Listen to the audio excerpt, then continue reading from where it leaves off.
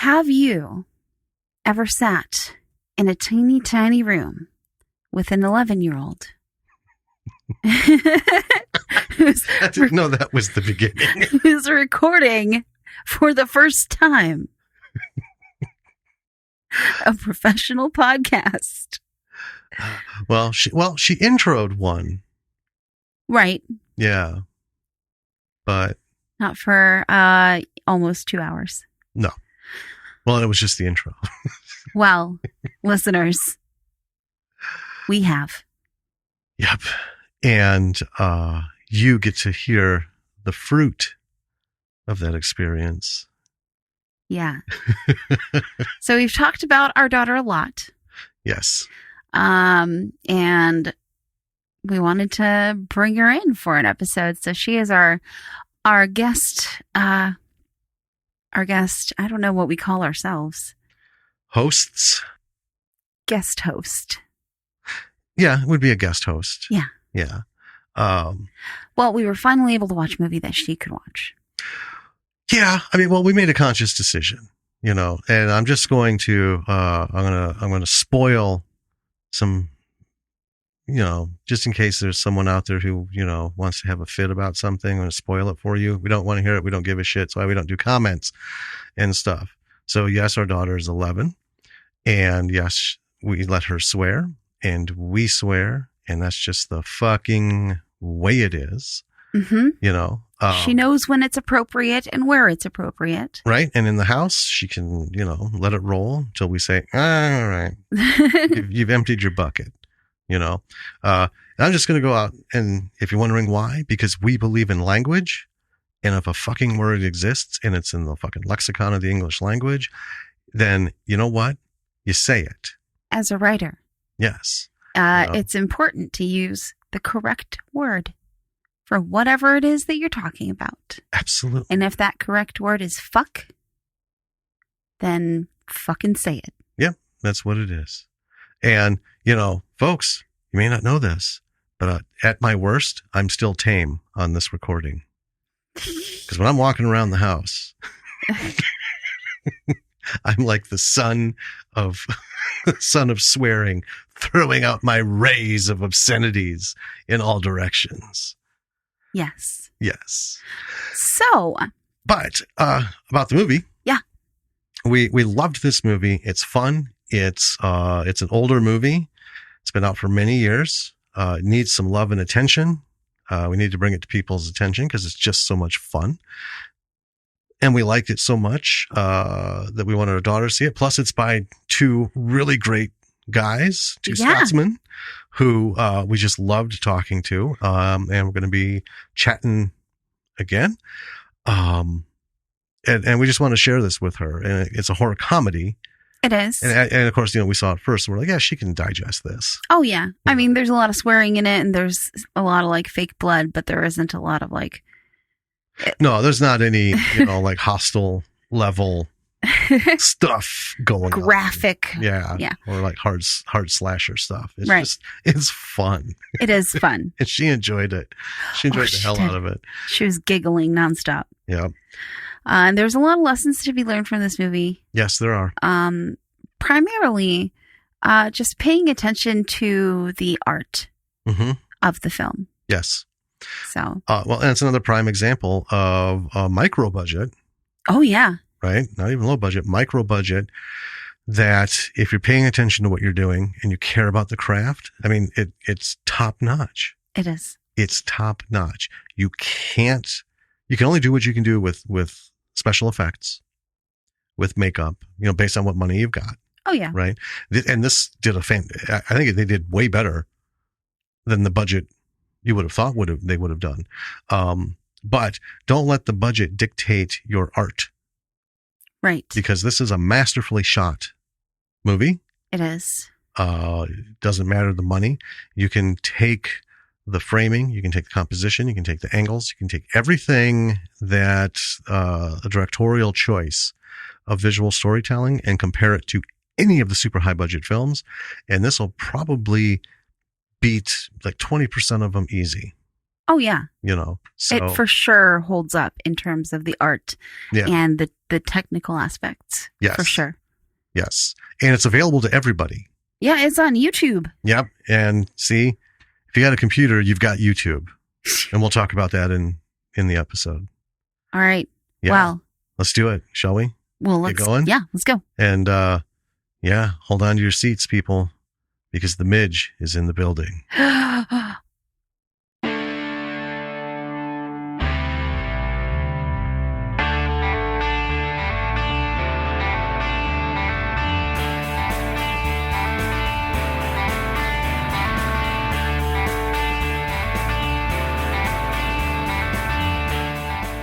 Hey, B-Siders. Welcome to another episode of Bravo for the B-Side. I'm Danny. I'm Jim.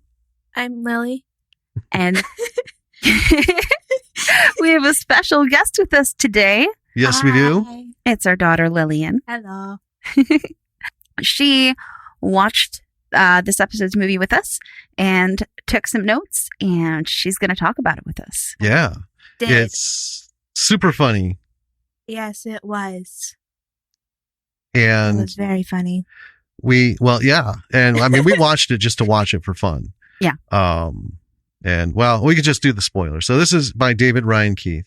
Who we talked to a few weeks ago. Yep. If you folks remember, him and Liam Matheson, the masters behind the Redwood Massacre and the upcoming Redwood Massacre. Annihilation. Yes.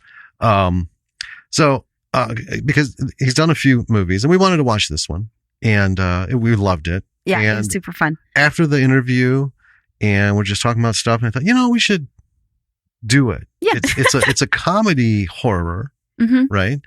And Pretty much more comedy than horror, to be honest. well, it really is. And the fact that it wasn't well received, Right. because of that, I thought we really should bring it back out.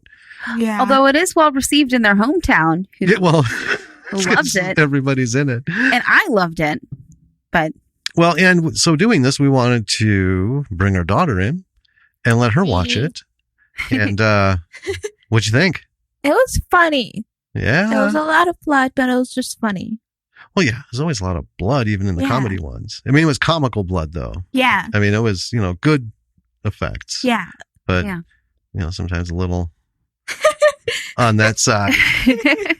All right. All right. Well, So why don't you tell us about this movie? all right. So we are talking about Attack of the Herbals. Yeah.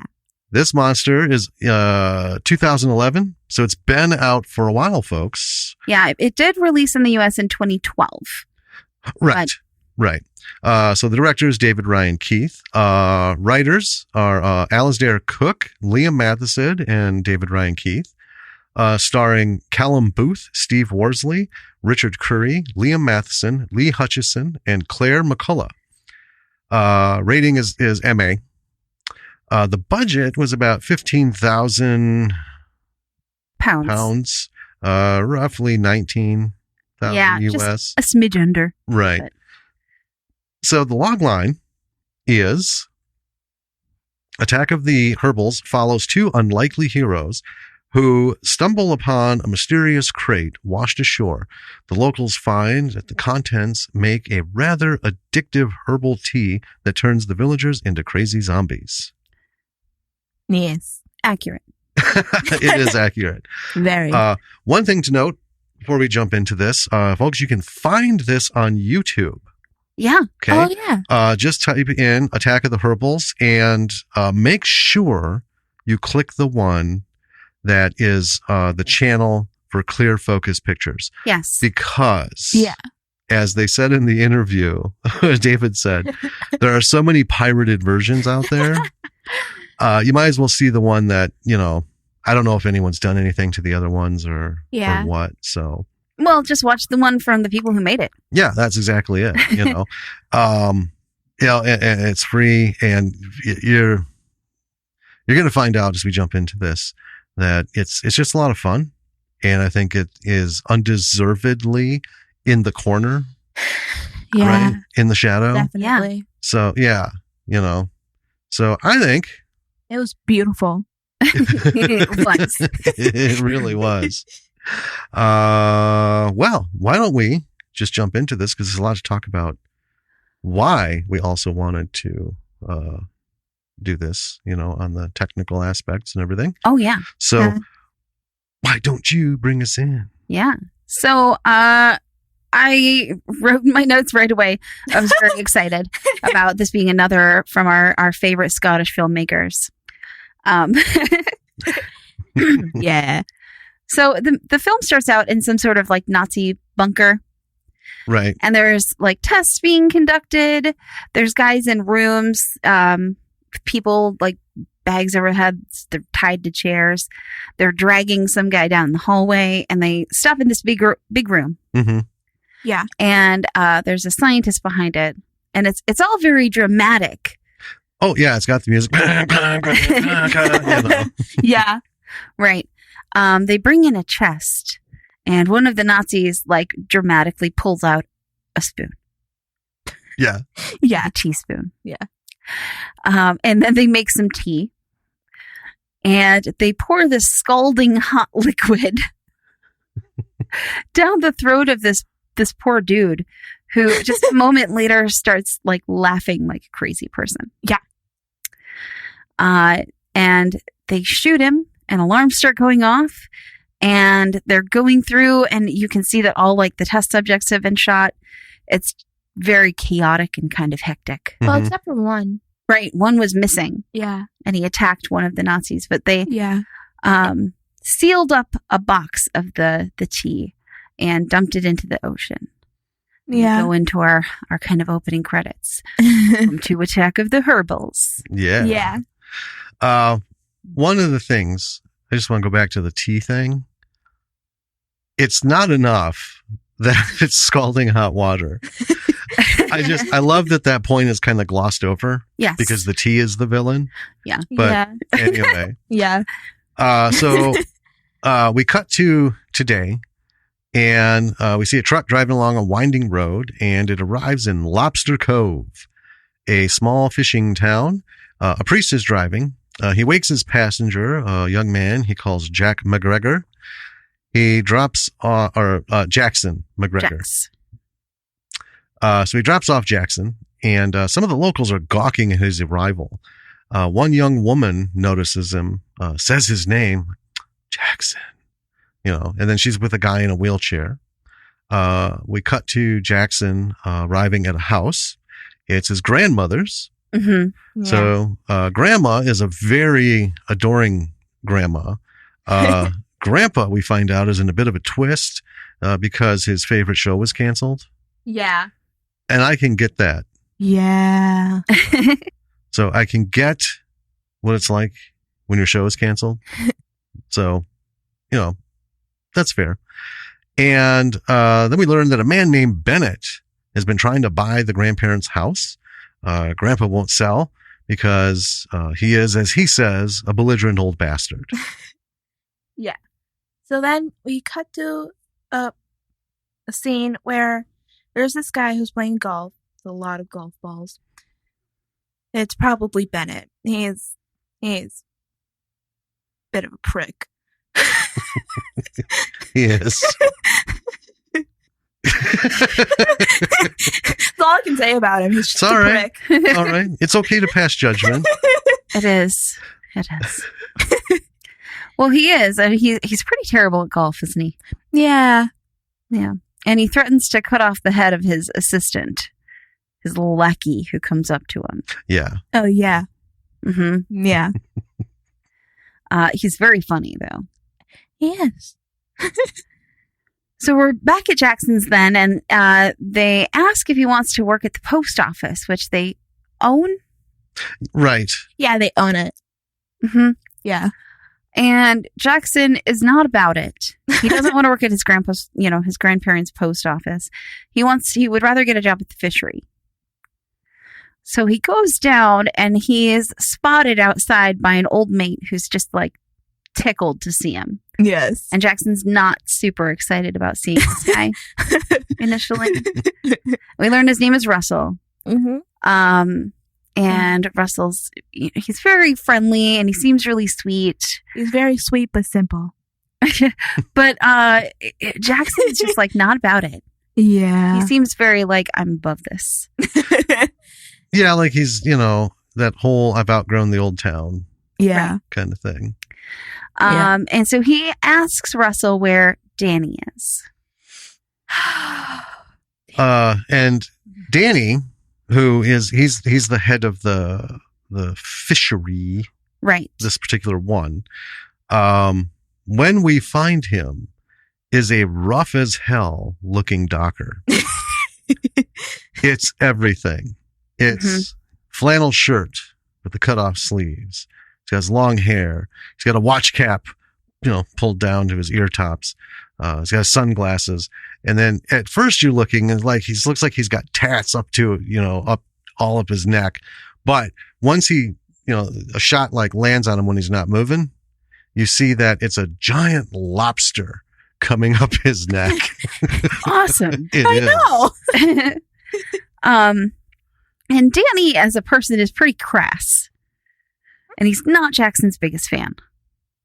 So it seemed that from what I kind of understood from their conversation, Danny wasn't willing to update with the times. And Jackson's also kind of like a Belle from Beauty and the Beast. Yeah. With his attitude about this village. Yeah. So Jackson apparently had a job before he left. So he was trying to get his job back, but Danny is mad at him. For some reason, I actually couldn't tell why because of their very strong accents. All I could catch was that Jackson did not get the job. And then once Jackson leaves, he just keeps on insulting everybody. It is hard. Now, well, not for me, because I'm used to these accents. Scottish, Irish. Yeah. I grew up in neighborhoods that had Norwegian and Swedish. Lots of original tone in the accents. Yes. But I can recognize listening to it, and I was wondering when we first watched it if you would have any trouble making some bits out. Because it, and then when we watched it with her, that's fair. I thought, well, I mean, she'll get the gist, but Lily might miss one or two. And she did. And that's fine. Yeah. It's just you're not used to hearing it. It just kind of pops by you. Right. Yeah. And I've watched enough like British and Scottish and Irish and Australian and New Zealand films and television shows that I've gotten used to it. Oddly enough, so we watched Killer Sofa, New Zealand. Oh, Yeah. That stumped us both in some spots because the accents from the regions were so varied, and then boom, one would show up that was just like, wow. That's whoa. I'm not really clear on what just was said, but I'm pretty sure we don't need to know. I do get stumped occasionally on like slang terms. Oh, that I well, don't quite know. there are some. We've seen a few movies where they kept mentioning something. I think we talked about. Gitch. Oh, Wolf Cop. well, yeah, that's the number one. Wolf Cop and another Wolf Cop. We had to talk to the man himself, Lowell. Right. What's Gitch, man? Where does that come from? We can infer what it means. Right. But Well, what- it was proven in the second one because they were selling Tooks and Gitch Yes. hats and underwear together. But yeah, so all right. Anyway. Yeah. Yeah, let's move on. I can understand British, but not anything else. But so the gist of it is that Danny blames Jackson for Bennett taking over the town. That's the essence of it. Yeah. And there was a business deal that Danny got screwed over with. That, from what it says, it kind of seems like it was his own doing. Well, But he does blame Jackson for it as well. well, Jackson, like you said, is like Belle from Beauty and the Beast. Right. Progressive change. You get the sense he was like, oh, we got to do this. We got to get modernized and all this. And you just got to say yes to all these things. And you can't do that, especially in, like a small village. It's a fishing village and it's been this way for eons. Yeah. It sounds like he never explained anything or like coached, Danny into what this whole new business flow is all about. It's just like, do it. And Danny's like, fuck you. Right. And then, Bennett became a god. Yes. Yeah. But he's not getting a job. No, No, for sure. You're So- right, Lily. He's Not not. getting a job. So Jackson leaves. Russell tries to tell him to say sorry to Danny, and Danny will probably give him some work. And then Jackson really does come across as a bit of a prick on this. And it's that whole, he's outgrown and this and that. But whatever happened out there, he's back here, Right. landed flat on his butt. Yeah. So but he still has that big city attitude, I guess. So it makes him a little less likable right there. He talks down the jobs, has an attitude that all work is beneath him. And I was just thinking, even the first time, what a sour little bitch. And he walks off. Yeah. And he does, as he's walking, he's insulting Russell, who works at the fishery. Right. Right. As he's saying, who would want to work at this fucking place anyway? And Russell's like, well, I work here. And he's like, yeah. Yeah. What kind of loser? And so as Jackson is leaving, Russell sees someone on the beach who's like struggling with a familiar looking big crate. Yes. Yes. And he calls out to this guy who's Mr. McAndrews. And Mr. McAndrews acts like he's just got caught with his hand in the honey jar. Yep. And he... What? Oh, nothing. Just go. And he just like bolts. He scrambles away. Yeah. And Russell's like, what the hell? So he goes and looks in the crate, and it doesn't look like tea, this stuff. Mm-mm. No. It looks like little twigs almost. Kind of. Well, that be like long strands of gerbil food. Yeah. Or like veggie chips. Yeah. Maybe, but there's thin Veggie straws. straws. Okay, that Yeah. would work. But even Yeah. thinner Yeah. and smaller. Yeah, not anything I would immediately think to drop in a teapot. Right. They look like crisps, like Yeah. crunchy things. Yeah. Yeah. Anyway, so and Mr. McAndrews, and you can see him, like it cuts to him, and he's got a handful, and he's just like scarfing them, like Yeah. like some kind of loon. And thinking, wow, he must have a problem before, or have an existing issue, Right. because he just got a hold of these things. And as we know, they're supposed to be in the tea, and he's eating it. It's like mainlining. Right. So, Mhm. so we cut back to Jackson, and he looks up and sees a guy in a wheelchair rolling down a hill through town. And Yeah. I don't mean like casually, rolling. I mean passed out drunk, free fall rolling through these hills, these hilly streets in this With town. bottle still in hand. Bottle still in hand. like watching a baby stroller go down a hill. Yes. So Jackson starts chasing him, and there's several near misses between cars and baby carriages and other people. He catches the chair, and this man is Steve. He's the inebriated pilot. Yeah. Right away, Steve runs into a diatribe on how his life was taken from him. It was some accident put him in the wheelchair, and he wants to basically drink himself to death. Yeah. Jackson says, what about Jenny? You can't leave her here by herself. And, Steve replies, why not? You did. And then it's the classic exit, like, ha! Fool, and then Steve says he was just drunk driving, and wheels off with his whiskey in hand. Yeah. So it cuts to a scene where Jackson is walking on the beach like that, and Russell is on this boat. He calls Jackson over there. Yeah. He's in this boat. So Russell shares a beer with Jackson in a boat that Russell calls Mandy. He just fixed it up. And later, they agree to go to a pub to catch up. Stevie was apparently in the Olympics. His name was the Roadrunner. It's an amazing name. It's just beautiful. So, Well, and he called himself that. Oh, yeah, he Yeah, did. that was his. He preferred everybody to call him that. Yeah. So he was training for the Olympics, and they do kind of a cutaway montage Right. for this. It's wonderful. So Stevie's this like cocksure big shot. He like winks at women, and it's you've got to see it. He forces everyone to call him the Roadrunner.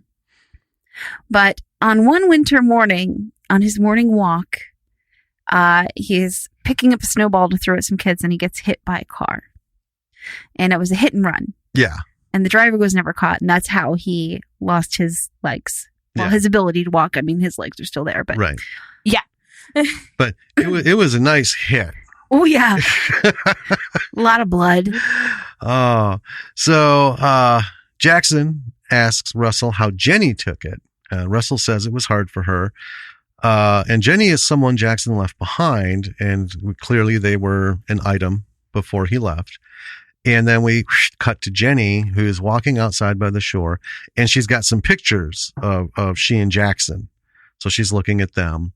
Then we cut to Graham's, and she's giving Jackson breakfast. Mm-hmm.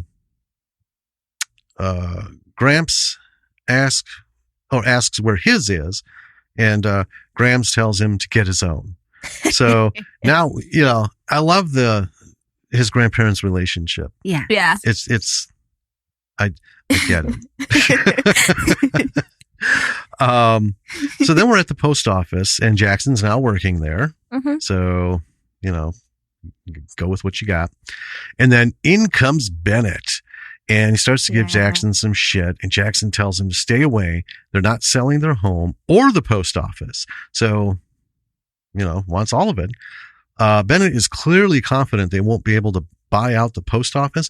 And that's what I missed that somewhere for me.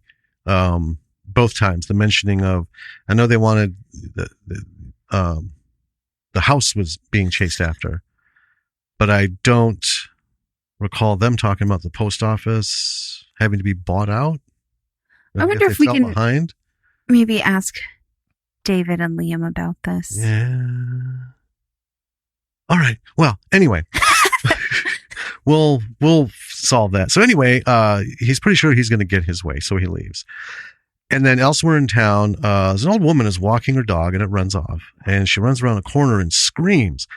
And then we see Mr. McAndrews washing his bloody hands and cackling like a crazy man. Yeah. Right. And then we cut to Jackson walking home. A girl almost runs him over on a bike, calls him a loser. she's like 8. Yeah. Yeah, she's the newspaper girl. Yeah. And she comes back later. Yeah. So he gets home, and then there's a notice on the door. It's an eviction note. Yes. Yes. So he's later talking to Russell about this issue with the post office. And Russell says that he has an idea where they could make money. And Danny comes out, and he kind of like scolds Russell, tells him to get back to work, and tells Jackson to fuck off. And so it's later, they're at the shipyard or junkyard. Yeah. Wherever it is that Russell hangs out and fixes his boats or something. I always thought it was like the beachish kind of thing. Well, yeah, it's the beach. See, in these little towns, it's like in little towns along the coast. It's like little towns, throughout America. There's always just that area where stuff is set. Right. But not really like picked up again. Well, it's set there for a reason. Like there was some like stacks of lumber, a lot of boat stuff. Yeah. So I don't know that it was really a junkyard so much as just that's how things end up.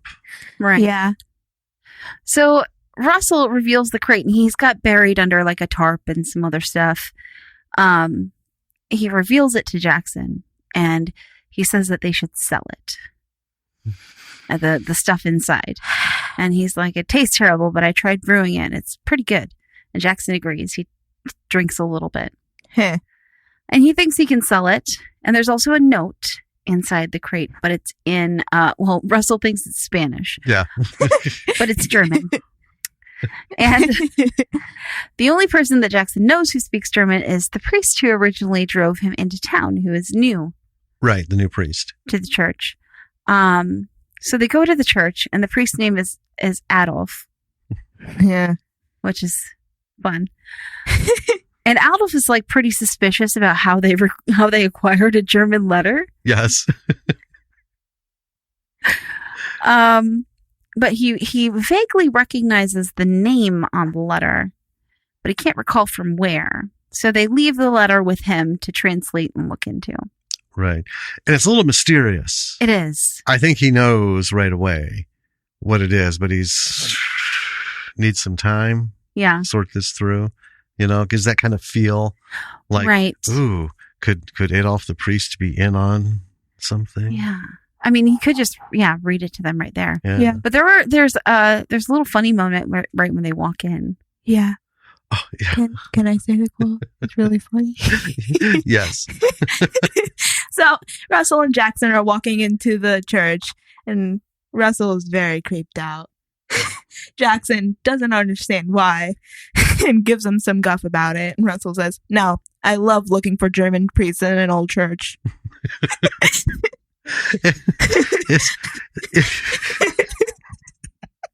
Russell is so sweet. Yes. And like Lily said, so simple. Oh man. So then they're back at the pub and they're thinking of their potential customers, post office customers, old folks home, ball club, things like that. And I just want to say at this point, I just want to break off here. Now I get where, everything was going, but I'm looking at that crate and I'm thinking, this is not a sustainable business. It's like 2 months tops. Maybe, depending on the consumption, which goes, off the charts. But yeah, just thinking this character's a little excited, a little overly excited, because I'd look at it and be like, oh, well, we could roll this out for 6-8 weeks, a little bit at a time and until it sells out. We have limited time offer. Yeah, limited time for the offer too. Well, but their goal isn't a long-term sustainable business with it. Their goal is to make some quick cash. Right. Yeah, out at the post office before Bennett can take it out from under them. Well, yeah. But the whole and that's just Jackson. That we get a good picture of who Jackson is because he's thinking of customers and this and that. So it's a tiny fucking village, my friend. Yeah. Everybody knows everybody. Everybody's the customer.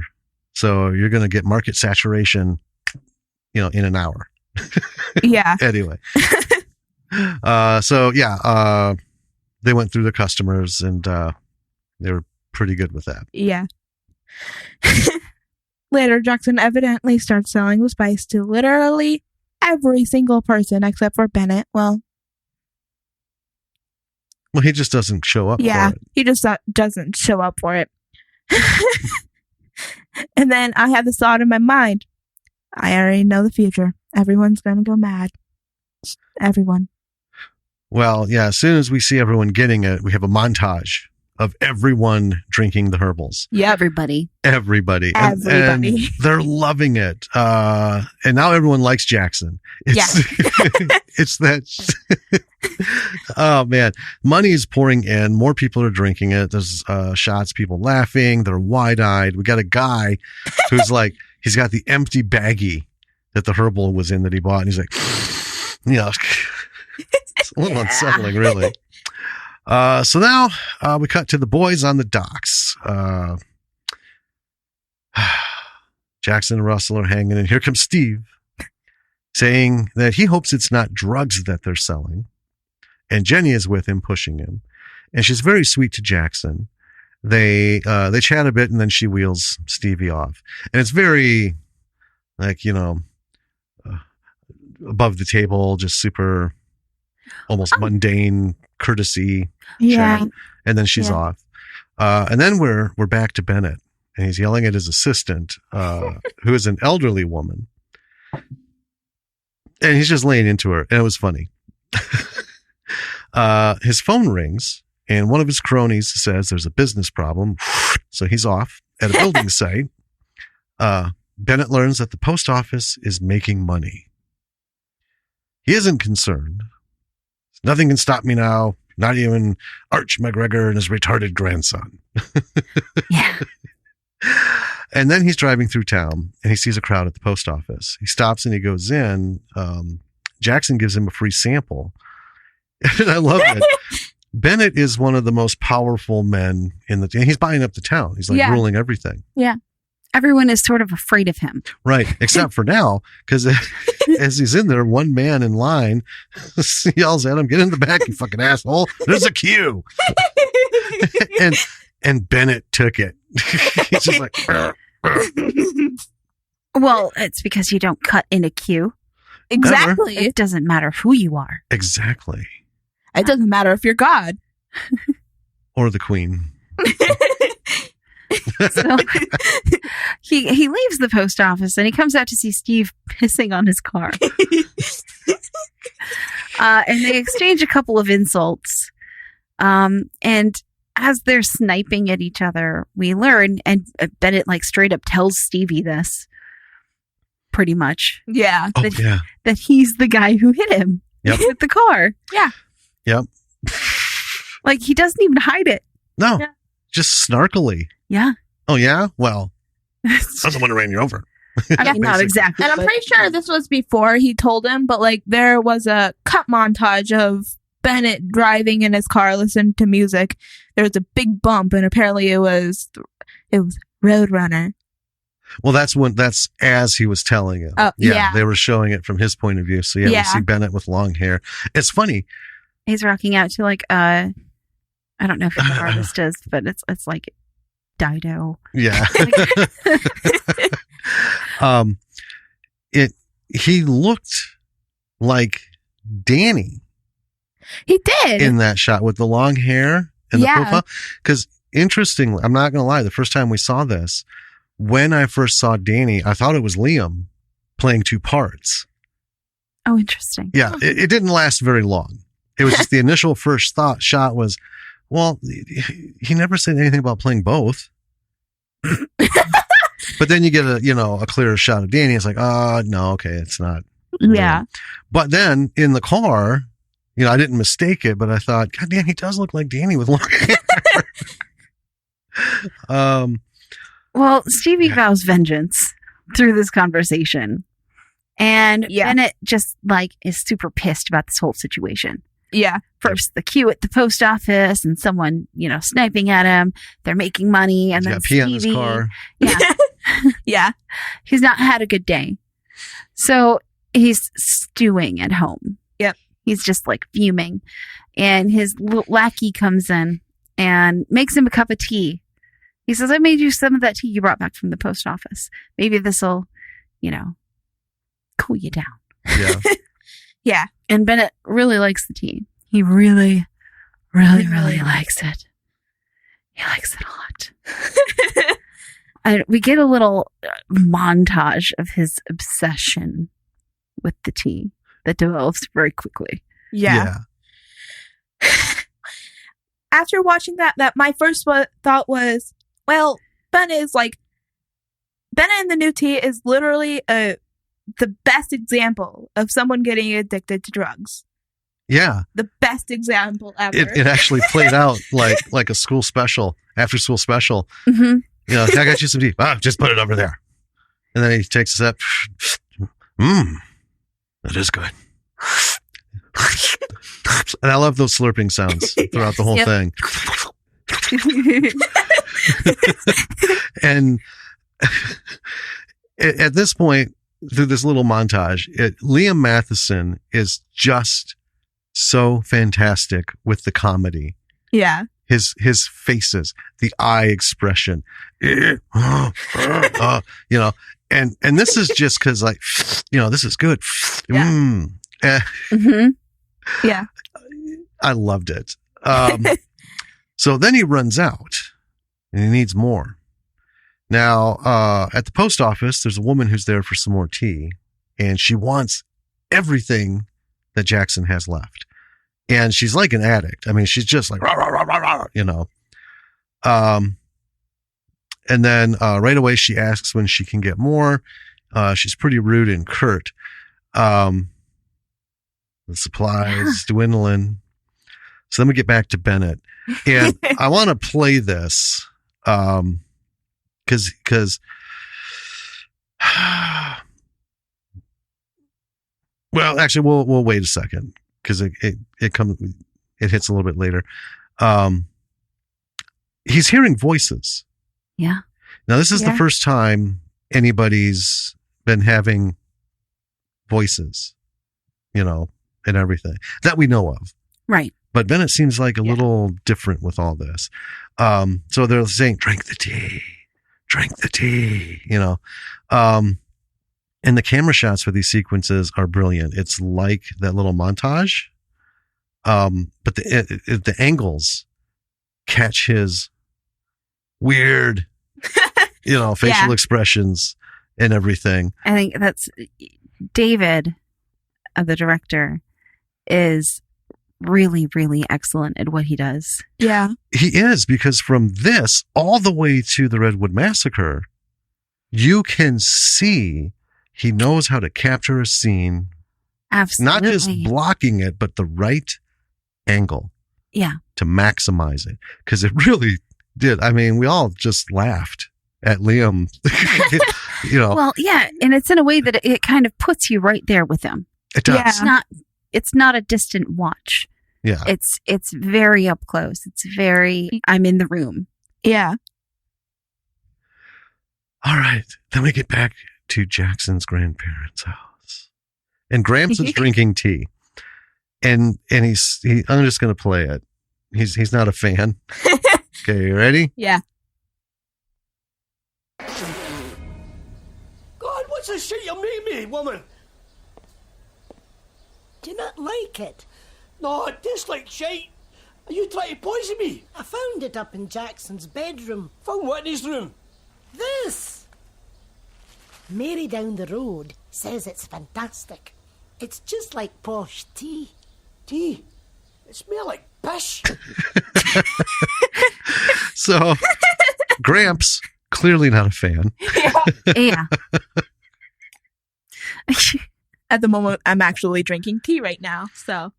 Yeah, but we know what kind of tea it is. Well, you said that this movie made you think twice about drinking so much tea. Yeah. Oh, I lost my light. Yeah, I wonder why that is. It's Aw. supposed to be charged.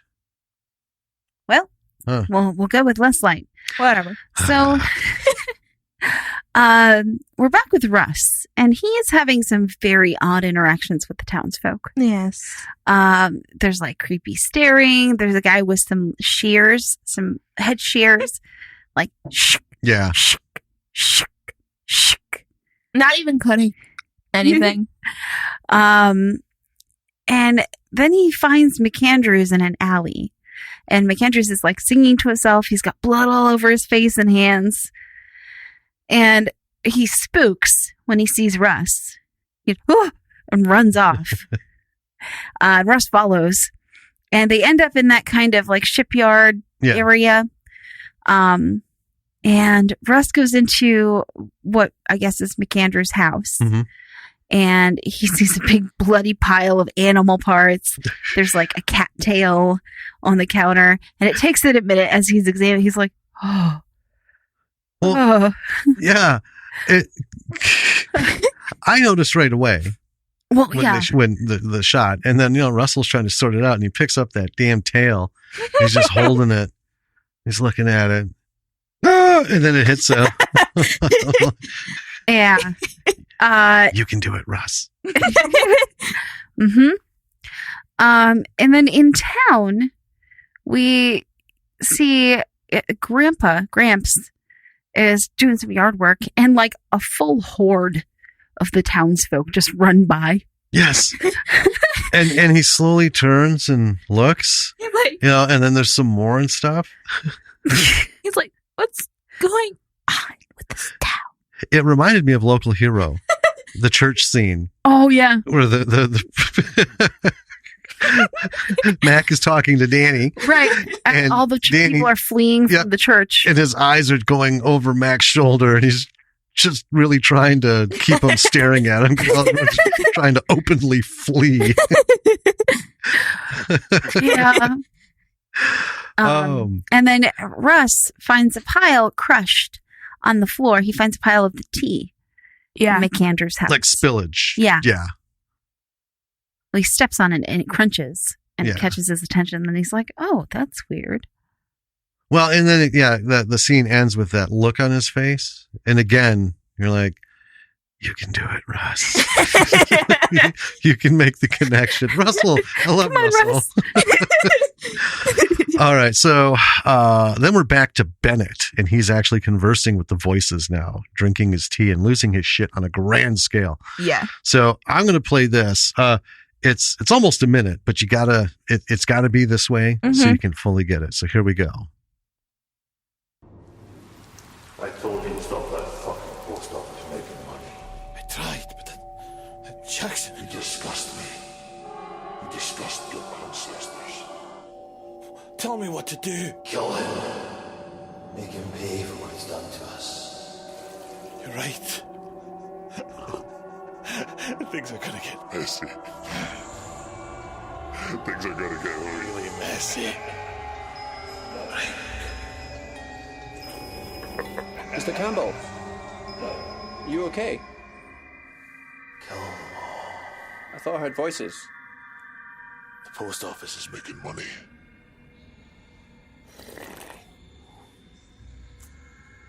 Off with his head. Oh, shit. So, believe it or not, as creepy as that whole thing sounded, this movie is actually a comedy. Mhm. Yes. Well, it sounds ominous just in audio. It's Yeah. creepy. Okay. But Liam, nothing about his facial expressions lent to the darkness Yeah. of what's going on. I mean, he, oh my God. It was just, I love that, the whole thing. Oh, he's looking this way, looking that way. What's going on? And then you hear the, with his tea. Yeah. It almost reminded me of like the Queen of Hearts from Alice in Wonderland. A little bit, yeah. Yeah. So we get the idea that Ben's going insane, right? Yeah. Yeah.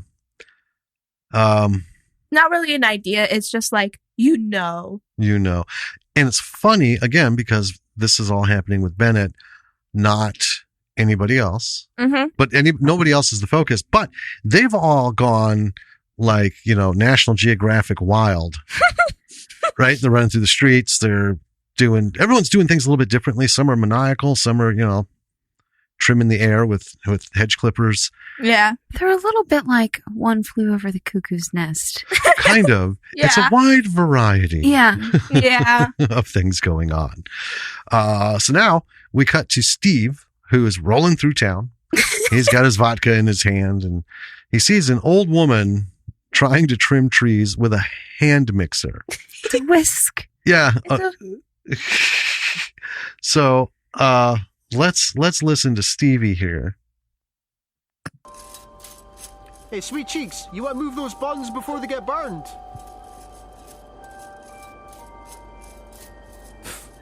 Some people have no dignity. You drunk bitch. Lady, you're lucky I'm in this wheelchair. Otherwise, I would have kicked your ass by now. So She's not even in his way. no, he's and she's just throughout all this, she's just looking at him with crazy eyes, twirling the handle on this thing. But she does then start lumbering towards him, right? Yeah. And he starts backing up like, what the hell? And he bumps into an old man. And the old man starts attacking him from behind, and there's like 10 seconds of struggle, and all of a sudden the old man pukes this yellow crap all over him. It's really gross. It's honestly like one of the grossest things. Gets in his eyes and his mouth. Oh, it's all over. I just have to say, this movie is one of the movies that has the most puke, blood, and disgustingness on people that I've ever seen.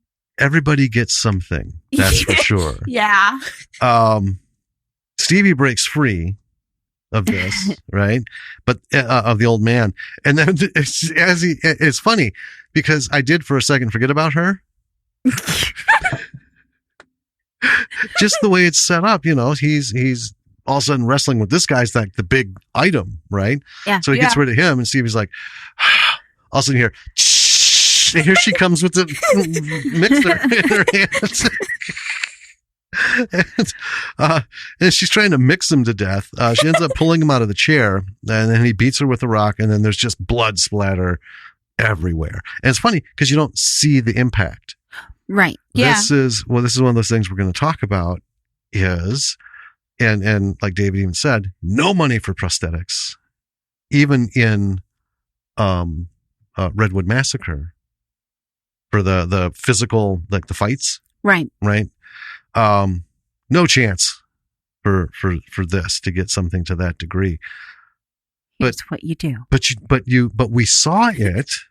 Yeah. Because we saw Stevie, we saw the rock go down out of frame, and then the sound, right? And like I always say, if you got a gallon of blood, you can sell anything. Yep.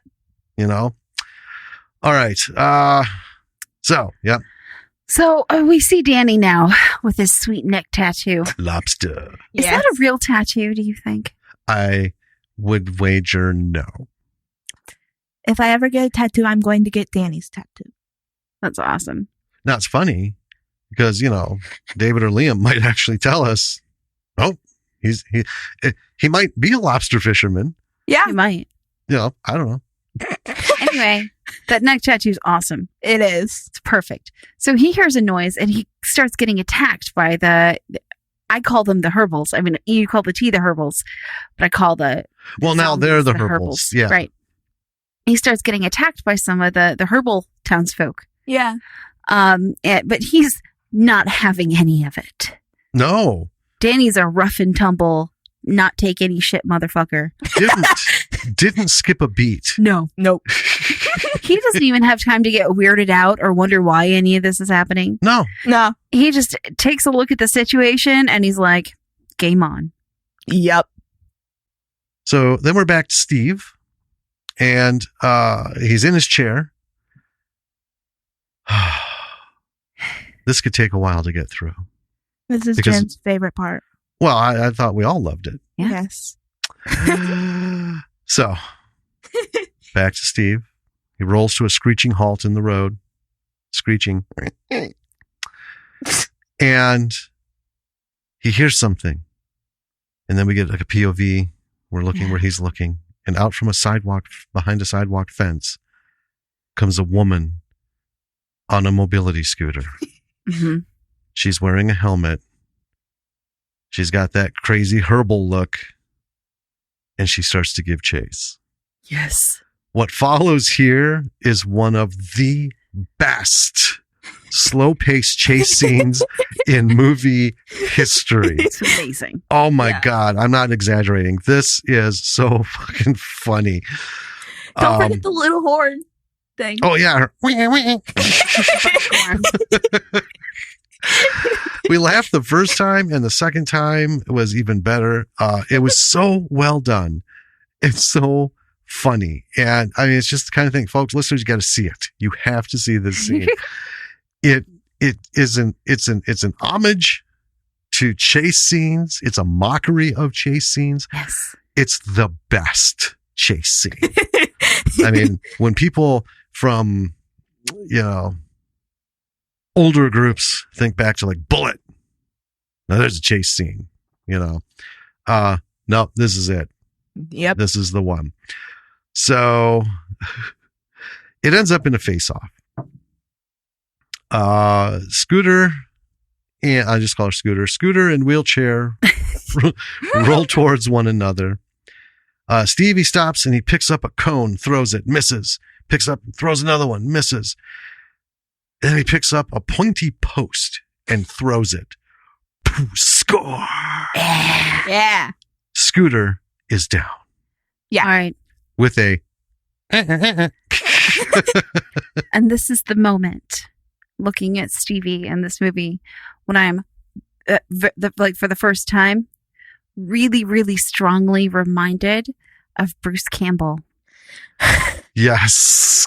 Can we talk about as this? Ash in Evil Dead. Yeah. Do we want to talk about that right now, or should we wait till the end? Let's wait till the next Stevie scene. Okay. Oh, yeah, because that one's, that's bringing it up. Why don't you, Yeah. So keep us going.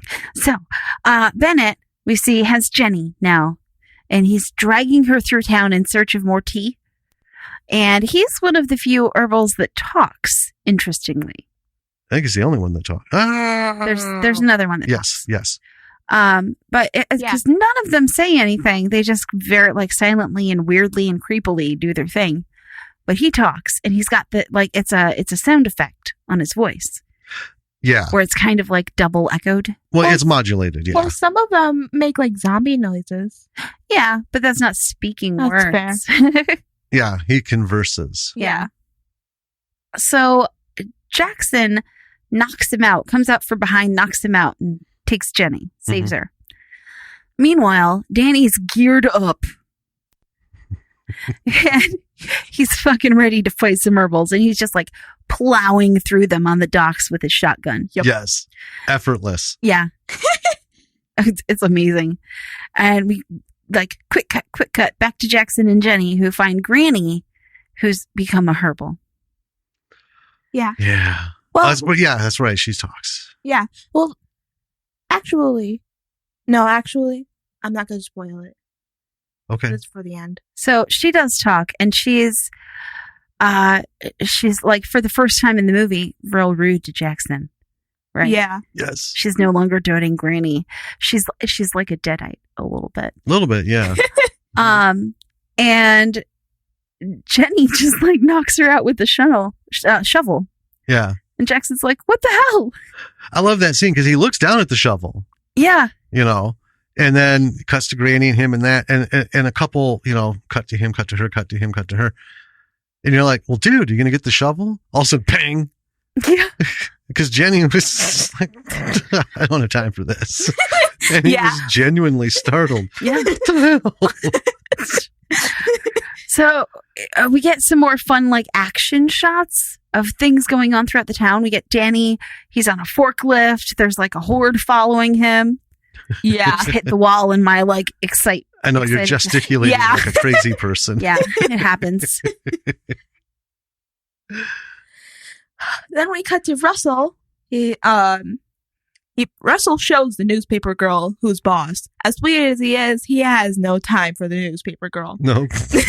She's turned into a herbal, and she's throwing newspapers at him. And then Russ just walks up to her and headbutts her while saying, "Here's today's headline." Yep. Bam. And I love when she starts throwing him at him. Yeah. He's like, "Stop! Come on!" And then finally he's had enough. Yep. And he goes up and he takes out the paper girl. Well, and it's followed up. Oh, go ahead. I was going to say, well, but she is a herbal, so she is. At this point, age and gender no longer matter. It's pure survival because she did have blood. Yeah. All over her face. Yeah. She did. But it's him beating up a little girl is followed up by him fighting an old man, like a really old man, herbal. And he ends up trapped in a car. And it's very classic zombie scene. All the zombies are out, they're trying to get in the car. Hands and faces on the glass. Yeah. So much blood gets on the car. Yes. Yeah. And Danny comes and rescues him. And that's when the car, the windows, everything is just red with blood. Yes. Yep. And he goes, "What the fuck has been in that fucking tea you've been selling, boy?" And Russ is like, "We need to get to the church." Yeah. So off they go. Mm-hmm. Steve is facing off another villager. Who's wearing Steve's hat. What? So he rolls. This is so great. He rolls into a shed. Now, and this is funny. Okay, so it was very similar. This was in Scotland. Bad Taste was in New Zealand, but it looked very similar to, just from the shot and the angle as he goes into that shed. It reminded me of the shed scene towards the beginning of Bad Taste when he bolts in there. So he goes in, the crazy man in the hat's staring like, huh? And I always thought, oh, so they're dangerous, but they're like infants. If you cover your face, they're like, where'd he go? He's gone forever. Oh, there he is. So then Steve comes rolling out of the shed with a chainsaw. Remind you of anyone? Ash of the Evil Dead. He goes to town in a bloodbath of chainsawing. Now, not just physically representing a reminder Of Ash. Yeah. Covered in the blood. Physically. And physically, his face, he looked like Bruce Campbell. Like a young Bruce Campbell. Bruce Campbell. Yeah. Like this could be his like younger second cousin or something. It's wild. You know? So that just made it that much sweeter. It but did. Yeah, there's no shortage of blood spray. No. In this one. So we're in the church, and I love this. Russ is talking to Adolf, who explains that the tea is actually an experimental drug because he's read the letter by now, right? And he remembers who the name was that was vaguely familiar. Yes. The tea is actually an experimental drug used by the Nazis, but they couldn't control the effects. They were trying to do super soldiers, and they meant to destroy the tea. The test subjects all went crazy, and this is important, died within 30 days. Yeah. Right. Not just went crazy and then died. Mm-hmm. Yeah. Pretty dark. A little bit. And Adolf says, you've condemned the whole town to certain death. And Russ goes, and that's bad, isn't it? Yeah. That's bad, isn't it? Yeah. Oh, Russ, never change. Simple, never change, Russ. And meanwhile, outside, Danny is still hard at work, tossing villagers around and blowing their brains out. Is it really hard at work though? Oh, he doesn't look he's stressing over it, but he's busy. He's busy. And I guess they're not villagers anymore, they're herbals. Yeah. Right. So let's be fair about that. Yeah. And he's letting off shots like they're bodily functions. Yeah. Yeah, I loved it. Yeah. So Jackson and Jenny come running into the church. They're talking about leaving the island. And Jenny is all worried about Stevie. She just wants to know what happened to Stevie. A couple seconds later, Granny comes into the church and kills Adolf. Yep. Yeah. That was pretty unceremonious. Yeah.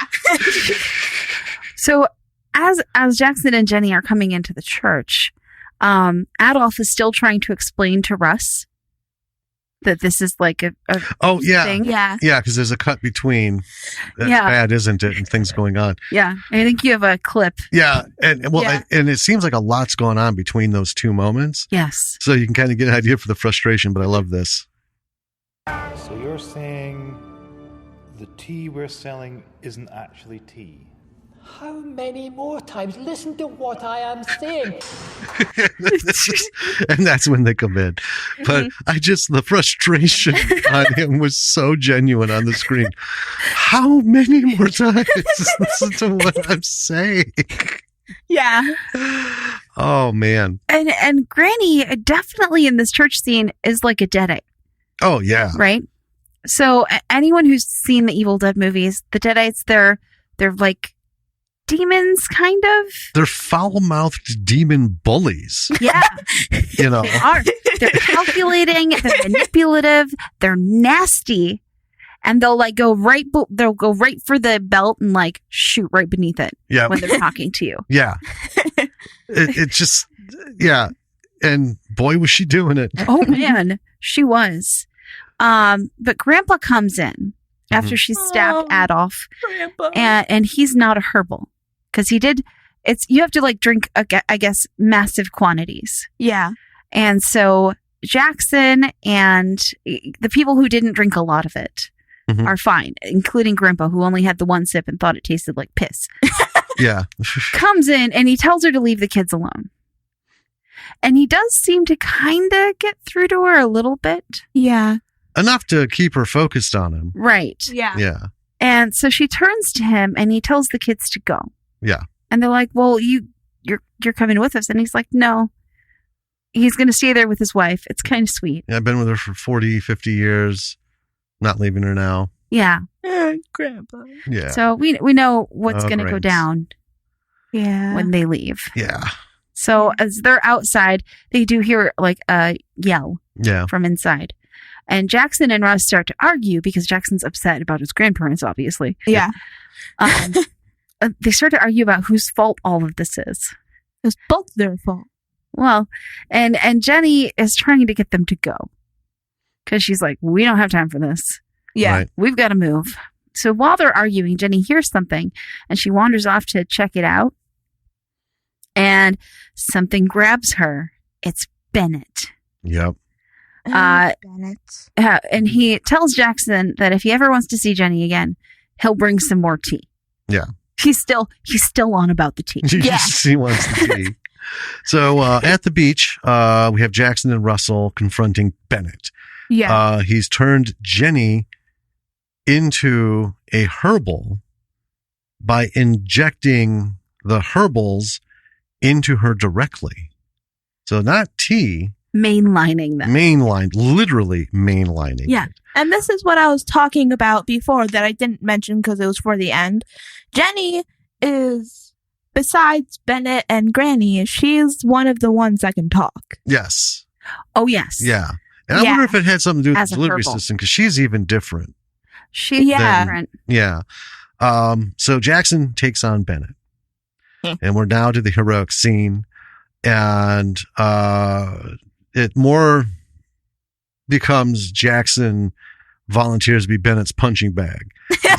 Because he just punches the ever-living snot out of Jackson. It's almost uncomfortable. It is almost uncomfortable. It's like, I don't even see like a Green Lantern type of resurgence of power, you know? This is just sad. So, It really is. Meanwhile, Jenny is punching Russell and not doing a very good job at it. And I love this little exchange here because eventually Russell has enough. Right. Sweet guy that he is. But, you know, he took out a bicycle or a paper delivery girl. So here we go. Fucking stop it! You slap like a pussy. Well, fuck you. And then Jackson, get over here quick! Your girlfriend's got serious PMT! she just goes all off on him. Well, she does. And he's holding her head. Arm's length while she's like swinging cartoonishly. Because Jenny's little. She is little. She's short. And She's tiny. yeah, she's got all the little proportions. And Russell, the actor, is fairly, I guess, average. Yeah. You know, with you know, yeah, just enough to hold her back with his hand out. So as that's going on, we cut to Bennett and Jackson. Jackson's not doing doing nothing. Russell gets Jenny into the boat, and Bennett is going to crush Jackson with a rock. And Big rock. Yep, a big rock. And then all of a sudden, this spear erupts through him. It's like a plastic blue spear. It's like some sort of fence post kind of signpost thing. When I first saw it, it kind of reminded me of like, you know, those toys that those little children get from like the movies, like say Aquaman's trident, like kind of like a plastic thing. Yeah. That's kind of what Well, it did the trick though. Yeah. Because bam, Bennett's out. But then we cut and it's Stevie. Yes. Covered in blood in his chair. Yeah, he has that, puts his fist up in the air and pulls it down. Yeah! And he's got his hat back. And he got his hat back, flaps and all. Yeah. So Bennett's down, and there's so much blood. And then the boys and Jenny are off in the boat, which won't start. So then we see them, the final cut, they're rowing to safety. Yep. Yeah. And the sun had set. And the sunset. Just abandoning the town and all the people in it to die. Yep. Done. Just, all The right. thing is, Move they on. forgot Danny. Danny was literally the only person that was actually protecting all of them except for Stevie. Huh. They did forget Danny. Well, I thought Danny went down in a blaze of glory. I think he did. I think he did. You get going. I'll show these. Yeah. And that's the movie, folks. Yeah. It is very. When we talked to David and Liam, they said it's kind of like Shaun of the Dead. Yeah. And it is. Yeah.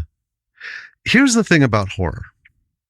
All right. Now, and we keep saying it. We're not a horror podcast. There's just a lot of horror in indie and indie B movie movies. realms. So, but the funny thing about horror is you can have a horror comedy because so much of even the most serious of horror films is so ridiculous. If you break it down. Oh, totally. It's stupidly ridiculous. Right? Yeah. We've shown you, we showed you the new Halloween. We showed her the scene where the boy is trying to tell the babysitter. Oh, yeah. Right. There's a guy in my room with a mask. I love that little boy. I know. It was so awesome. It was, I told you. But that's the thing. It's the disbelief of the folks who are doing all this stuff, seeing all this stuff, everyone just disbelieves it out of hand. Yeah. Dismisses it. Yeah. The situations that people put themselves in, all this stuff. Going through holes in the wall. Right? Go through the goddamn holes in the wall. But all this stuff goes on, and it's it's what makes a horror movie a horror movie. Mm-hmm. It is just, these are the situations, and this is why we watch them, because we want to be scared, and these situations can't happen if you take a real life logical person, right? Yeah, and put them in a situation like we've talked about many times. Man, I would suck in this film because I would have ended that minute 2. Yeah. Well, and it's there are even horror movies that kind of like make fun of horror movies, like Cabin in the Woods. Yes. Right? Which literally just takes all the tropes and throws them into a single movie. Yep.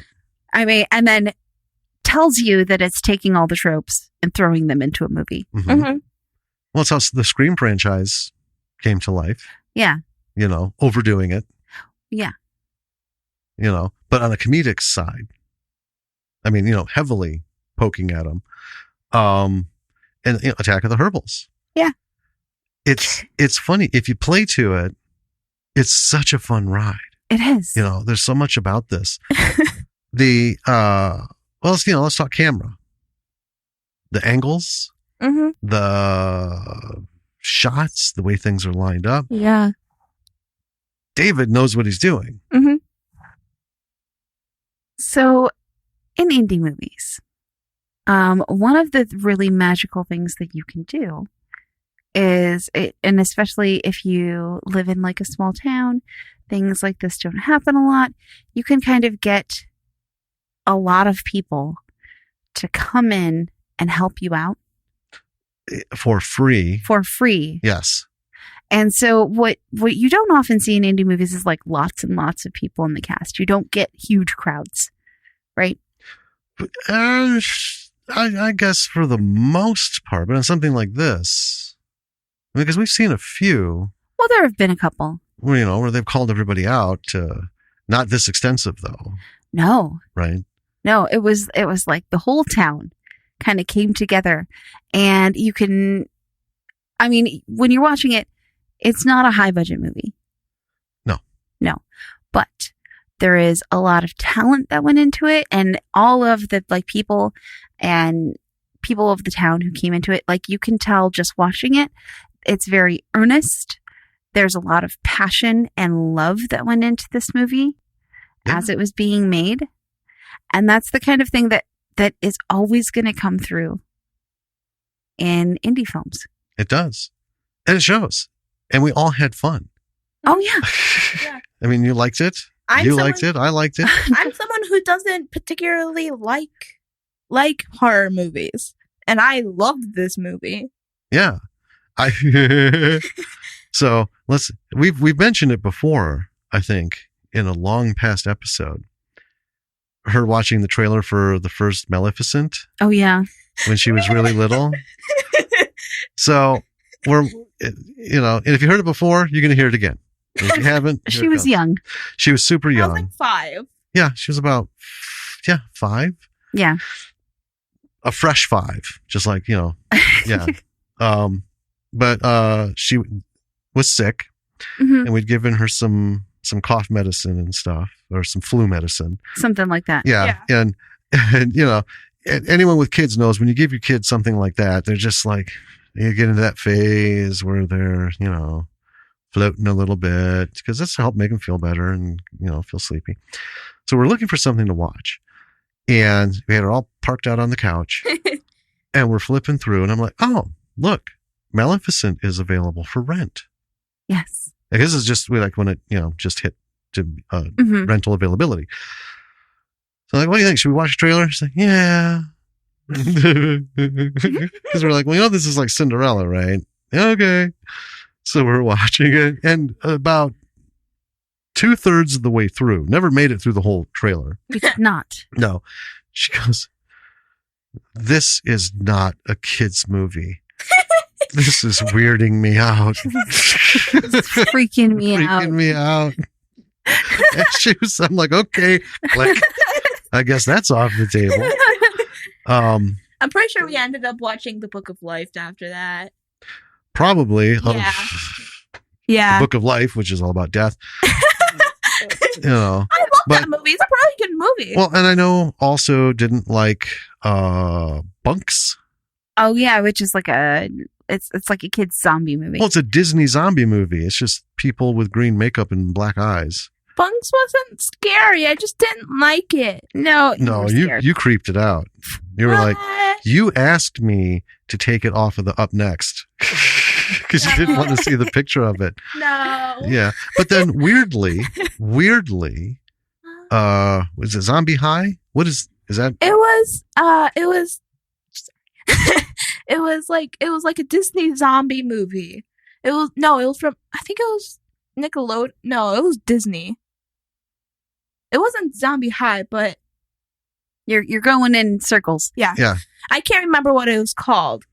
But you like that one. I like that one because it was a musical, and I'm someone who kind of likes musicals. If they sang on Bunks, maybe that would have been all right. What if Maleficent was doing a soft shoe and twirling a cane? I'd watch that. Wow.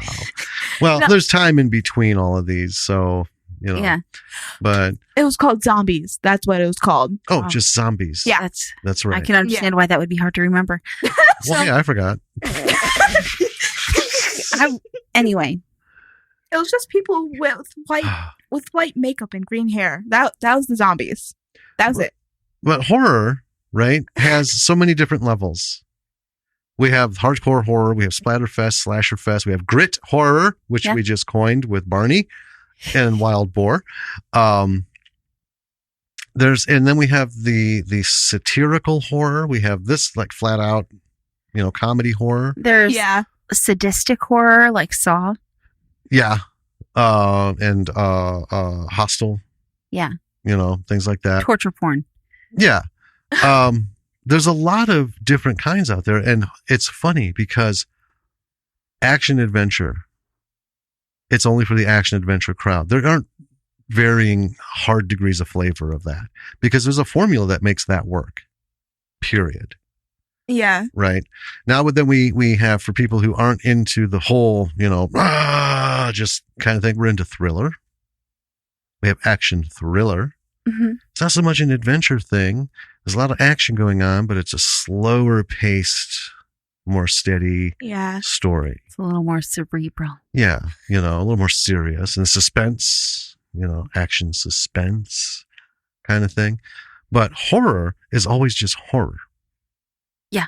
Yeah. I mean, if you look through Netflix and Hulu and Prime and all that stuff, you find sometimes they'll list it as like this horror comedy.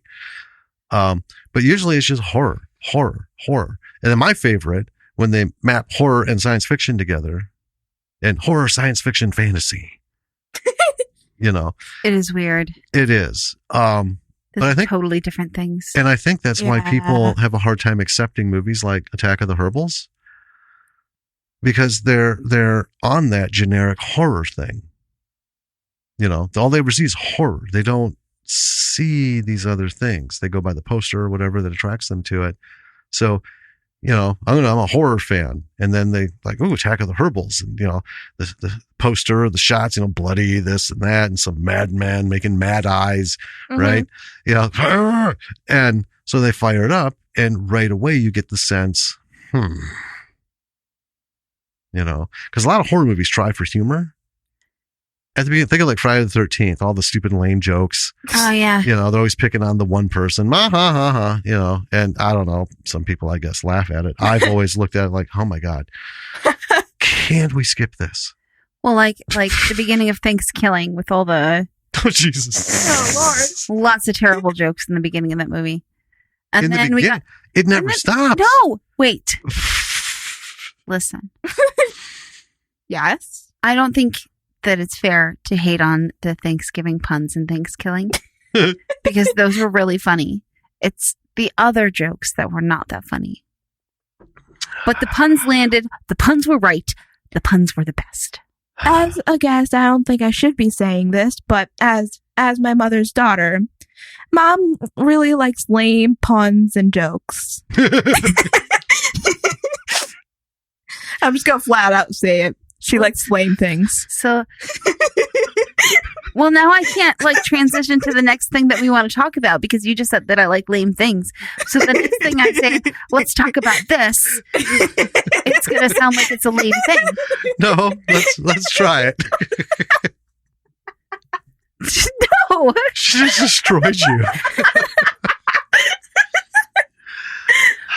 Well, fine. Then we'll talk about something I want to talk about. I have a habit of destroying Mom.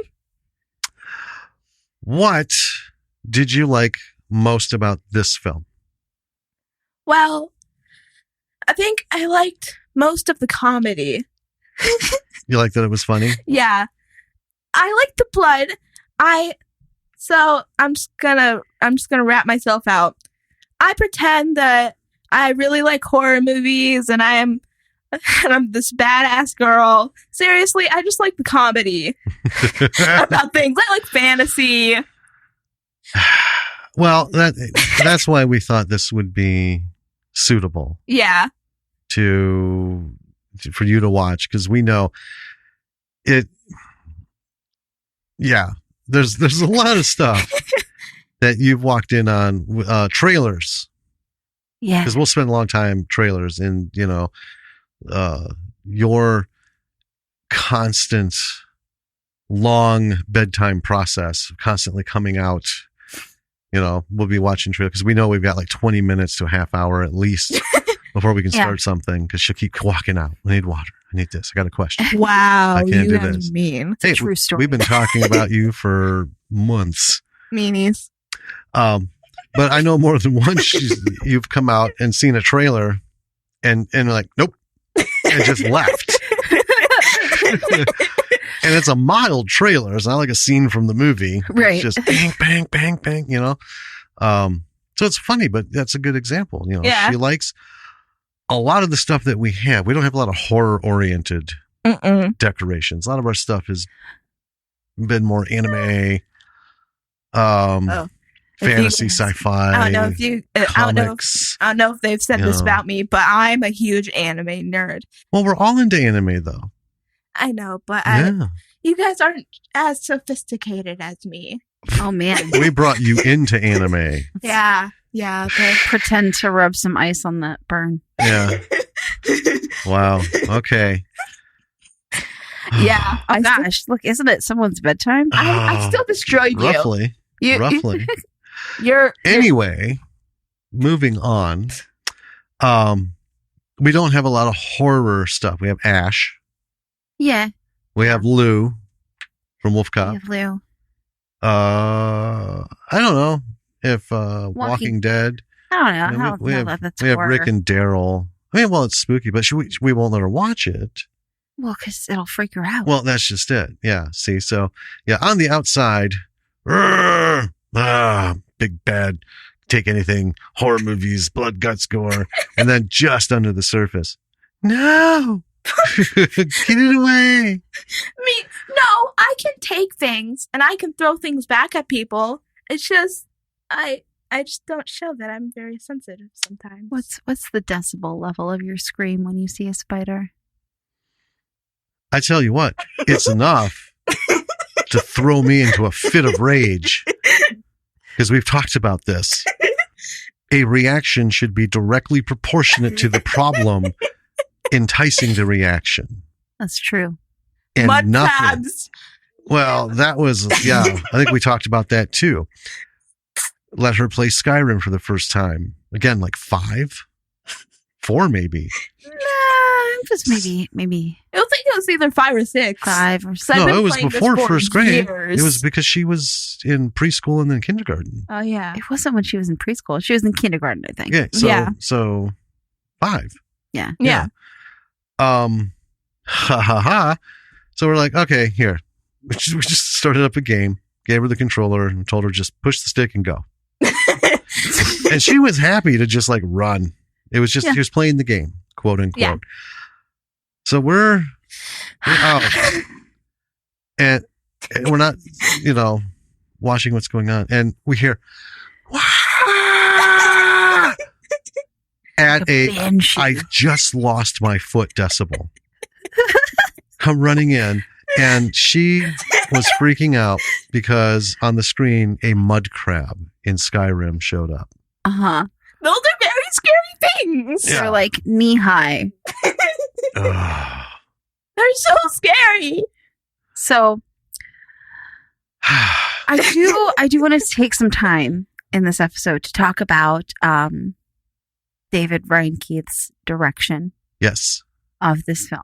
Yes. Because we briefly mentioned it while we were talking about it, but it was done in such a way that you were really brought into the town. Mm-hmm. You were there with the characters. He has a lot of talent. He, with like it makes it so that the low budget doesn't matter. Mm-hmm. Right? You care about the characters. You care about the story. Yeah. I mean, you feel right away, you're like, Jackson's such a belle. He needs to like chill the fuck out. Well, in this and in because we still have yet to see Ghosts in the Dark and all the others. All the others. Right. But in this and the Redwood Massacre, it is that same thing. It's very I'm not gonna say he's formulaic, but it's a formula that works. The way he shoots and brings people in, and the dialogue, I mean, the interaction, everything that goes on. Yeah. In just short moments, identifies you with the character, makes you feel one way or another towards them, right? Mm-hmm. Makes you feel empathy, makes you feel, compassion, makes you like, Hatred. Well, sometimes hatred. Yeah. But it's done so masterfully. And so subtly, though, that's the thing, is before you know it, you're only in this thing for a couple minutes. Yeah. And you're in it, Mm-hmm. Yeah. I was in with these people in the town. It's a really interesting, immersive style of direction that actually I haven't seen an awful lot. No. I have. But these movies are 30, 40, 50, 60, 70, 80 years old. David has a knack for true cinema. Yeah. And we've talked about it. He loves practical effects over digital effects. I mean, you use what you need to use in certain places. Everything has a place. Well, yeah. Right? Like when we talked about with Barney, there's like CGI. Yeah. But He knows how to tell the story, and he knows how to show us the story. Yeah. And bring us in very subtly. And that is his talent. It's one of those things. I mean, Attack of the Herbals was great. It was funny, but he can do hardcore horror, right? So we've seen that. Yeah. I would like to see David get a check for like a $2.5 million film budget. And would be really interesting to see. And just say, someone say, here, here's the money, go. I can't even begin to imagine what he would deliver for that. I feel bad not remembering his name, but wasn't that what they did to the creator of Star Wars? They just gave him a check and said, just do whatever. Well, that was a super huge check. That was George Lucas. Yeah. That was a super huge check that didn't have a lot of belief behind it. That's fair. But it's way more than $15,000. That's a chasm. That's like the Grand Canyon. Yeah. Yeah. Yeah. So, I mean, I think it just needs to be said. He's got this innate talent. Like, he's very talented. Oh, yeah. I forgot what I was going to say now. Oh, well, I'll keep talking about him. See if you can remember. Okay.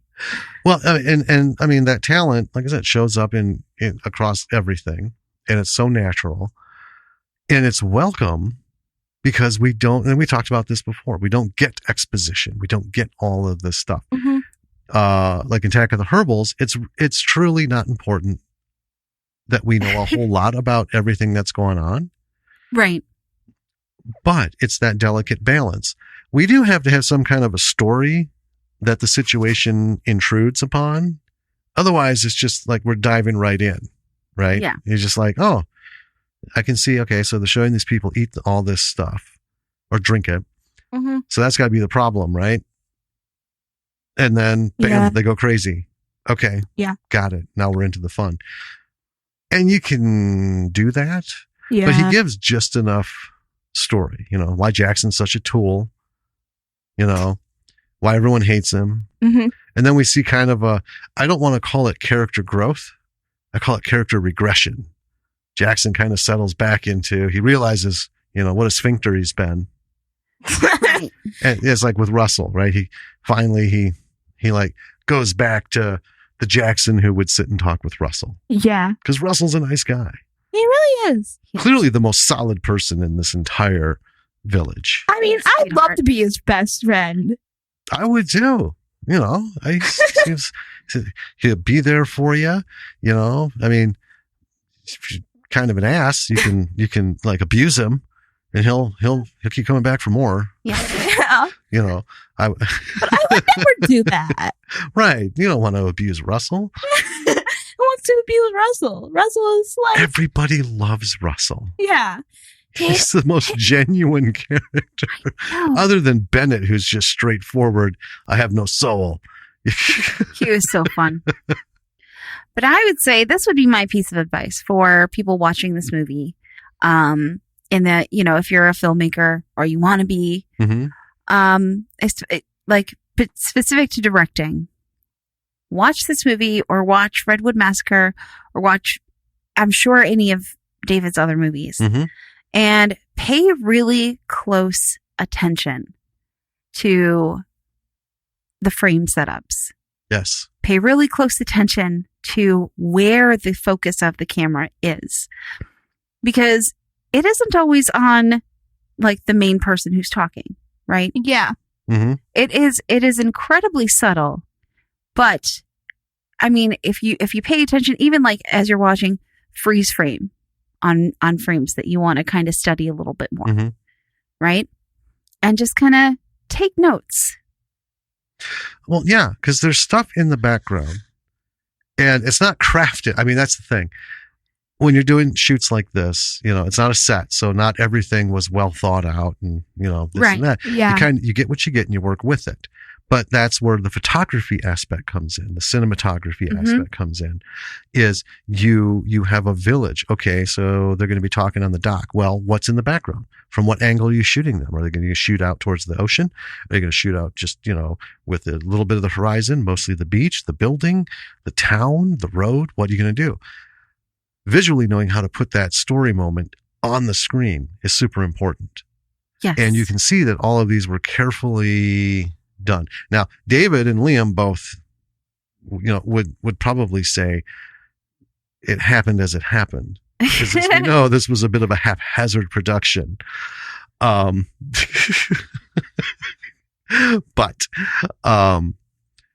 it is really important to shoot with the story in mind. And we know that we have primary shots. We know we have reaction shots.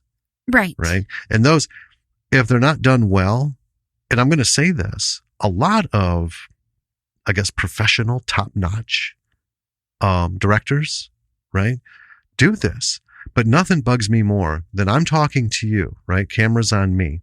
So now they're going to cut behind me and we're going to see a shot of you. Well, that's because we cut, we reposition, camera's behind me, it's on you.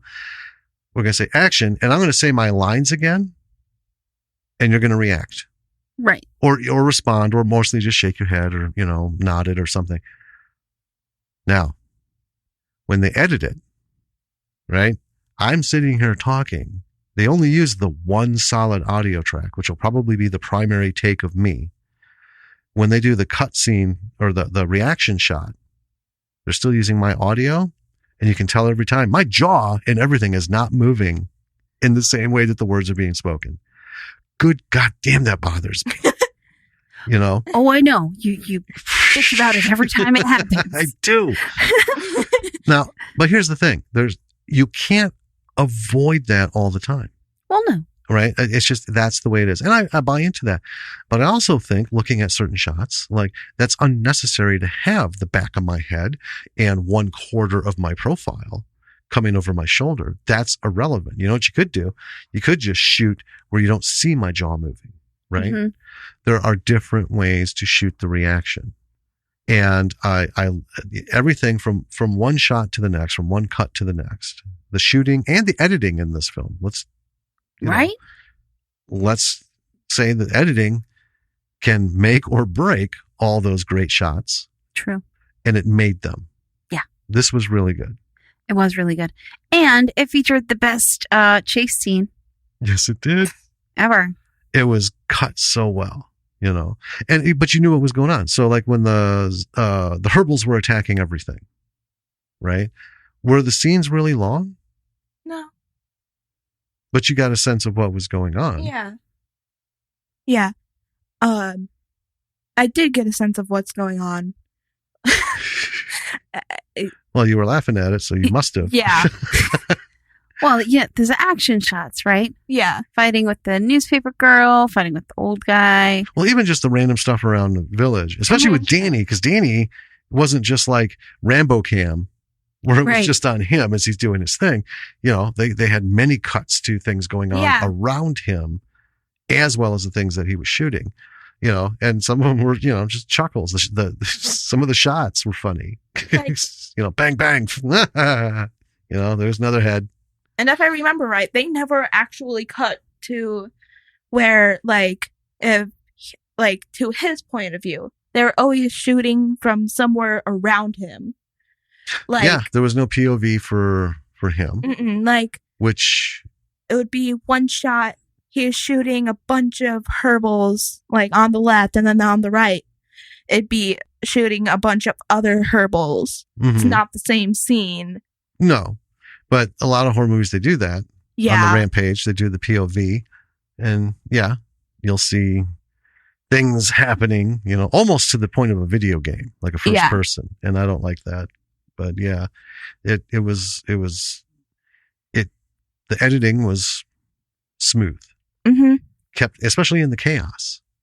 It was tight too. The movie was paced really well. Yes. And of course the humor. Oh yeah. If you're going to do a comedy piece on anything, horror, action, whatever. Fantasy, whatever. Yeah. We've said it before. Run with it. Don't be afraid of being too corny, too campy, too on the nose, whatever. This all comes out in the script, basically. The first, wave, writing the script. Things will fall flat. Things will be like, oh, they might seem good, and you put it on film and you look at it after you shoot it, and you're like, it didn't work. Well, again, time is always an issue. But because it's digital and you can do take after take after take after take, right? Shoot the scene a couple more times. Find out what happened. We talked about, comedy is a bitch. It's hard to deliver on. Mm-hmm. Well, yeah, and allow your actors the freedom to improvise a little bit. Yeah. Right. Let them roll. As someone who's horrible at comedy. Yeah, you're not funny at all. Nor are you. At least someone actually found me destroying you funny. Go on. Like, comedy is really hard to pull off. It is. I've watched a lot of videos, and now looking back, I'm just imagining how many times they might have had to redone that scene because they just didn't find it to their liking. It's hard to make it look natural. Mm-hmm. Right? It is. Yeah. Yeah. So you see, it's interesting that you say that because you're thinking now, the wheels in your head are turning, whereas you watched movies in a different way before. Now that you've talked to us and we've bothered you 100 million times about stuff like this. Yeah. You're starting to think differently, right? About how these things are put together. Mm-hmm. And the work that goes into them. Mm-hmm. Timing is important in comedy as well. Yeah. Well, timing, context, delivery. Mm-hmm. The list goes on. Mm-hmm. It's funny because today on the way to the grocery store, I'm listening, to Mark Maron. This episode I'm listening to is with Jerry Seinfeld. Mm-hmm. And they're just going over and, listening to it. I was thinking about this tonight doing this episode. Stand-up comedy's comedy. Stand-up comedy is, more brutal. Oh, yeah. Clearly, it's kind of its own thing. But comedy in general, it's either funny or it isn't, right?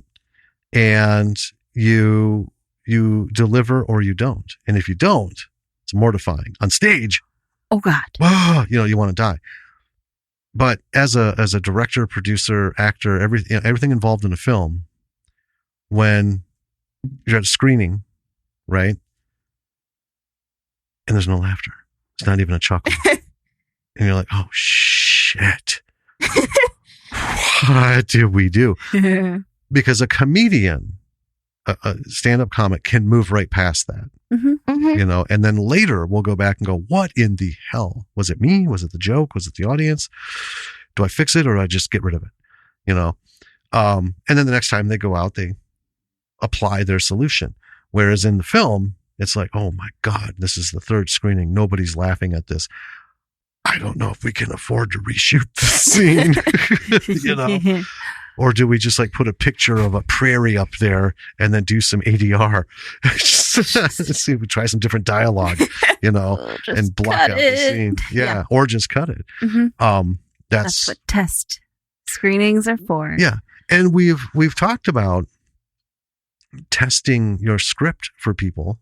If you're worried about the comedy, get people outside of your group, because we've seen a lot of things that are, I call it just, college dorm room humor, which I've never found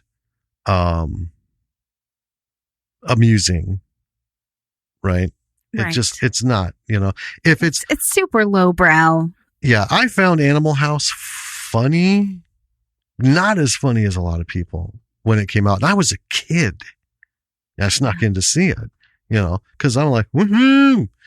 And there were some funny moments. Beginning to end, though, it wasn't the masterpiece. I'm just going to go ahead and say it. The masterpiece that it's been made out to be of comedy. Now, I'm not interested in that humor. I haven't watched Animal House in so many years. It doesn't do it for me. None of that stuff is funny. You got to look at what it is you want to do, get outside of your group and see how people respond to it. Yeah. If nobody laughs at what you're writing ever, don't make a movie. Don't use those jokes. Yeah, don't use those jokes, those setups, or that situation, right? I mean, how many times have you come to us with a joke? So many times. Not all of them were good, though. Well, that's what I'm going to say. Is how many, now, how many times when you've given us the joke and we're like, how many times have you kept pushing that joke, or do you just walk away? Sometimes I just walk away. Most times I keep on pushing it. And what happens? Nothing comes good of it. Well, usually the words, it's just not funny. Because if you keep pushing it, it doesn't get funny anymore. You elicit a response. It becomes less funny. Yeah. So it's like, oh, that was terrible. Now it's just worse. Now it's just annoying. Yeah. And we've seen a lot of movies where they've done that, where, not even a variety. And that's the thing about this, is it's not the same, like, one-stop shop humor. It's not a gag that they keep using over and over. No. It's not in dialogue and situation, it's not formulaic. And I'll use RoboCop as an example. I'll buy that for $1. That scene comes up multiple, and it's funny, not because anything about the scene is funny, but because of how stupid that is and how funny people think it is. And you're laughing at how stupid the people are for thinking this stupid thing is so funny. You're like, very meta. I don't want to get to that point in life, man, ever. It's Inception comedy. Hey. But doing comedy, if you're going to do it, go for it at first. Try it out, and sometimes you just kind of roll with it. You're going to get a 50-50 mix. And you're like, okay, well, we'll have to wait until we get on film, see if it delivers. Now you're trusting the actors to do their thing, to bring the funny. Yeah. Work with them and support them. Let them do their craft, right? So you can enjoy yours, the fruits of yours. And more importantly, even though we don't like certain things, if the Animal House humor is your bag, run with it. Yeah. You have an audience. Yeah. If all you got is poop jokes and they're good poop jokes, go for it. Mom, that's you. That's just you. Hey. Poop jokes are funny. No. They are. So I'll say it again. Mom likes lame jokes. With that. Are you done being abused? I need to get away. There's a lot of good stuff in this movie. Yeah. Mm-hmm. You're seeing a man with real talent. Watch it, freeze the frames, look at the framing, look at the angles, look at how the picture is telling the story. Actually, I would recommend movies like this. Watch it on mute. Sure. Watch the movie, and enjoy it, but then watch it again, mute the sound, and just pay attention to visuals, right? And see how that goes along in your head with the storytelling. And we've talked about comedy. Some things we reviewed have missed the boat. They missed the hook. This is the thing that would make it funny. Yeah. And they chose not to use any of it. I know. Like I'll say, Killer Sofa. That could have been a cult classic. It could have been so funny and just out there. I love this. But they ignored the plot and instead spent most of the movie giving us all this unnecessary, ridiculous stuff. So do your comedy, saturate it however you want. Try it out on people, trust your actors, but, go for it. I mean, in the end, whatever you're going to do, no matter who likes it or doesn't, go for it. Yeah. Mm-hmm. Now, with that, let's steer you towards our website, www.lordsofmisruleproductions.com. Ooh, 2 in a row. There you can find episodes of our podcast. You're such a butt. You can find our blog. You can find out about stuff that we're working on. You can find links to where you can get your podcast on your podcast platform of choice. Yep. Subscription links to multiple platforms. Yeah, I was going to say chosen podcast platform, but that sounded like the chosen one. The chosen one. So links to our social media, Twitter and Facebook and Instagram. Also YouTube, where you can catch abbreviated videos, because we do film these now. Yeah. Abbreviated, about 15, 20 minutes of the podcast. You can see us chatting. Full episodes everywhere else. Hi, camera. Hi. So you can also find a link to our Patreon page. So if you like this podcast and you want to support us, we have one level of support on Patreon.